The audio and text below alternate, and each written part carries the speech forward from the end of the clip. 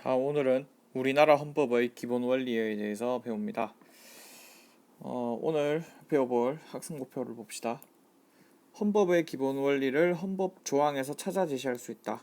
실제 헌법 조항을 보고 이게 이런 기본 원리구나를 알 수 있으면 된다는 말입니다. 그리고 우리나라의 헌법 기본 원리가 어떻게 실현되는지 설명할 수 있다. 헌법이라는 게 있으면 거기에 따르는 구체적인 제도를 국가에서 만들어야겠죠. 그런 이 헌법의 기본 원리가 어떤 구체적인 제도로 실현될 수 있는지 알아보면 된다는 소리입니다. 자, 그럼 살펴봅시다. 자, 헌법의 기본 원리. 헌법의 기본 원리는 헌법의 이념적 기초가 된다. 헌법에 생각을 담고 있다는 소리예요. 그런 원리가 있는데 그 원리가 여기 나오는 원리입니다. 다섯 가지가 있네요. 국민주권주의, 자유민주주의, 복지국가의 원리, 문화국가의 원리, 국제평화주의. 다섯 가지가 여섯 가지죠. 평화 통일의 지향. 자, 이렇게 여섯 가지 원리가 있습니다. 이 여섯 가지 원리는 헌법에 이런 원리다 이렇게 설명을 해놓은 게 아니라 이 헌법을 만든 사람들의 생각이나 헌법을 쭉 읽어보니까 이런 기본 원리를 뽑아낼 수 있겠구나 하면서 이 교과서를 만든 사람들이 여섯 가지 원리로 나눈 거예요. 그렇다는 말은 또 다른 사람은 뭐 다섯 가지로 나눌 수도 있고 뭐 그렇습니다. 정해진 원리가 아니라는 소리예요. 그 여섯 가지 원리의 뜻과 이 여섯 가지 원리의 헌법 조항들을 알아놓으면 되는 겁니다. 자, 일단 첫 번째 원리부터 살펴봅시다. 첫 번째 원리는 국민주권주의입니다. 국민주권주의는 이 제1조에 나와 있는 원리라고 할 수 있는데 대한민국은 민주공화국이다. 자, 너무나 유명한 말이죠.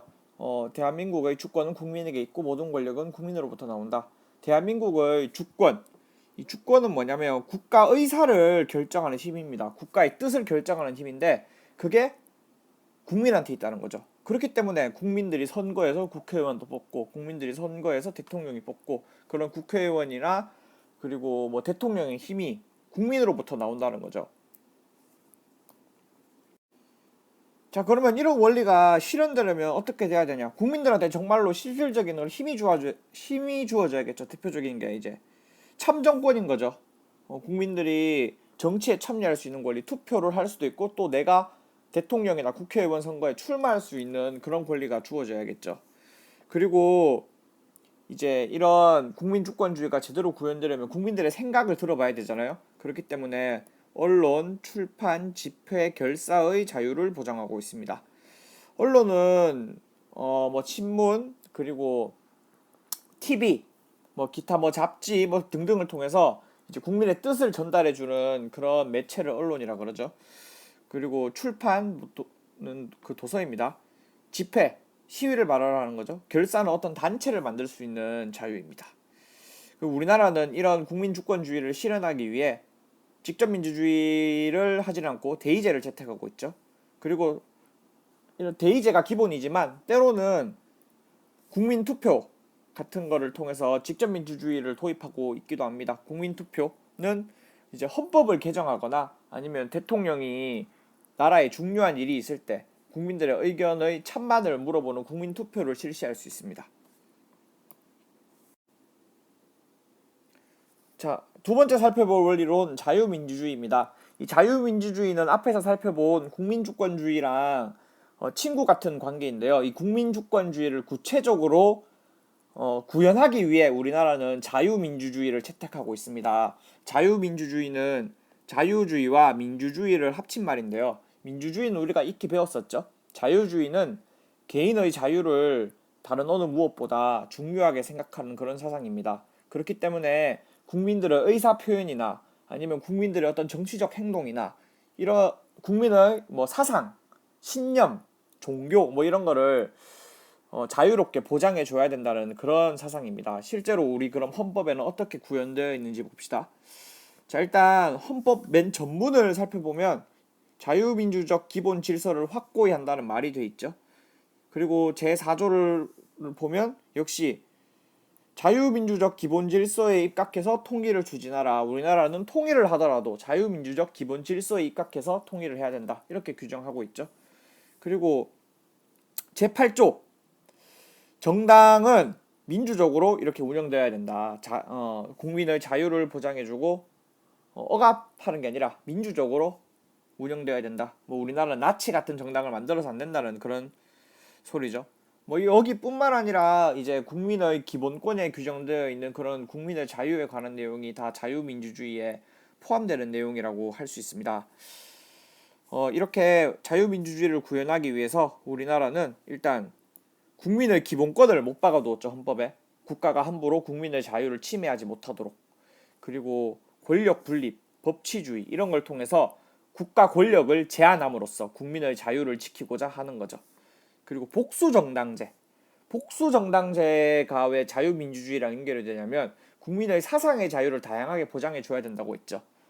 정당이 다양하게 있어야지만 다양한 사람들의 생각이 자유롭게 표현될 수 있으니까 복수정당제 역시 자유민주주의를 구현하는 요소입니다. 자, 세 번째 원리, 복지국가의 원리를 보도록 하겠습니다. 이 복지국가의 원리는 우리가 헌법의 파트에서 배웠던 현대 복지국가 헌법에서 이제 등장한 그런 원리인데요. 세계 여러 나라의 헌법에 복지국가의 원리를 찾아볼 수 있지만 가장 최근에 나타난 원리라고 할 수 있는 거죠. 복지국가의 원리, 내용은 쉽습니다. 복지국가를 구현하기 위한 그런 내용을 담고 있는 원리입니다. 그럼 복지란 뭐냐? 국민의 삶을 향상시켜주는 그런 국가의 제도를 복지라고 그러잖아요. 전문을 보면 국민 생활의 균등한 향상을 기하고 어느 누구나 인간다운 생활을 할 수 있도록 이렇게 노력을 꾀해야 된다는 소리죠. 그리고 제34조 보면 모든 국민은 인간다운 생활을 할 권리를 가진다. 그리고 국가는 사회보장, 사회복지의 증진에 노력할 의무를 진다.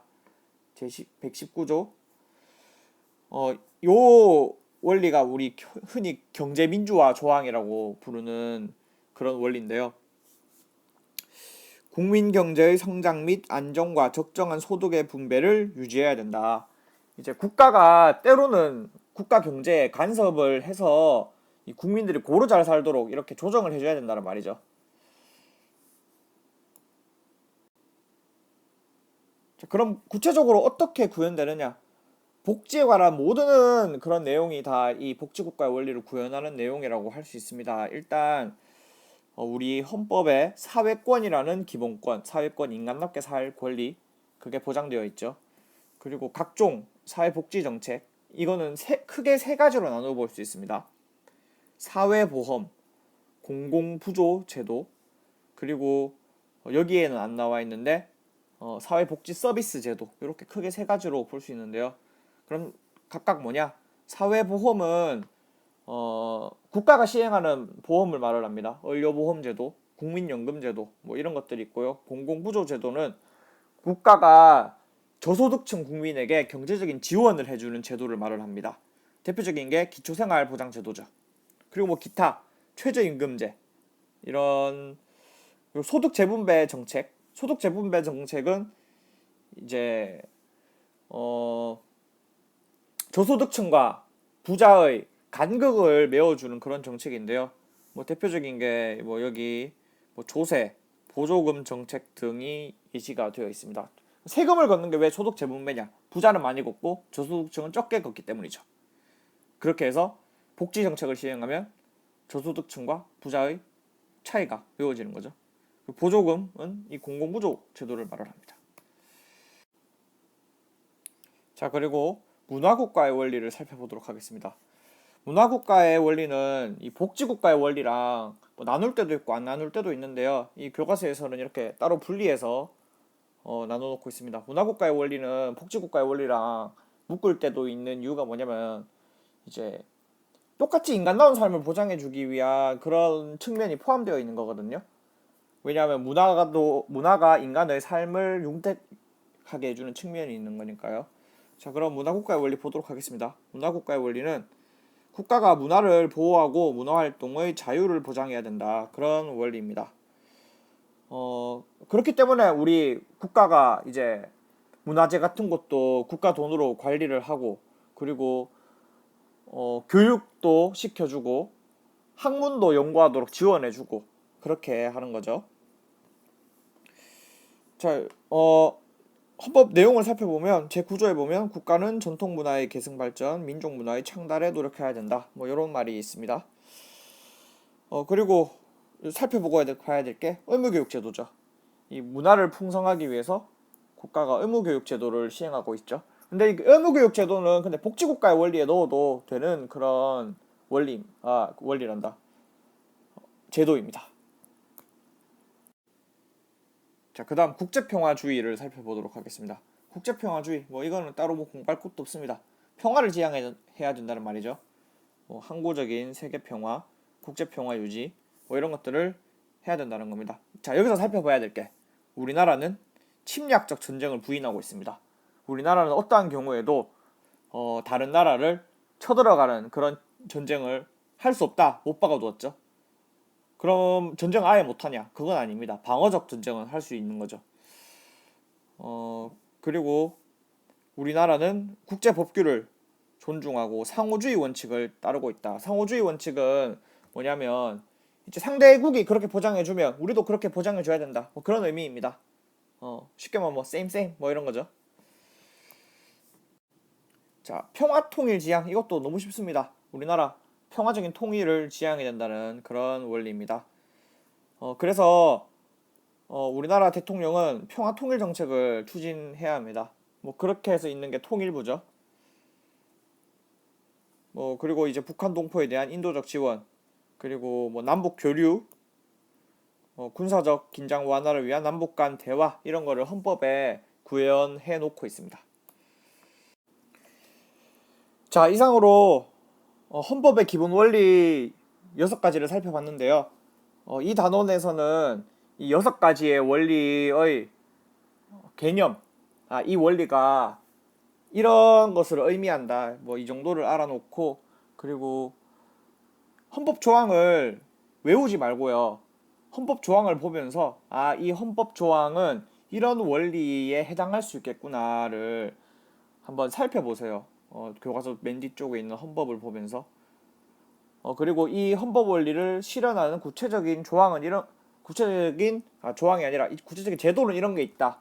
이런 거를 설명할 수 있으면 공부를 완벽히 했다고 말을 할 수 있는 그런 단원입니다.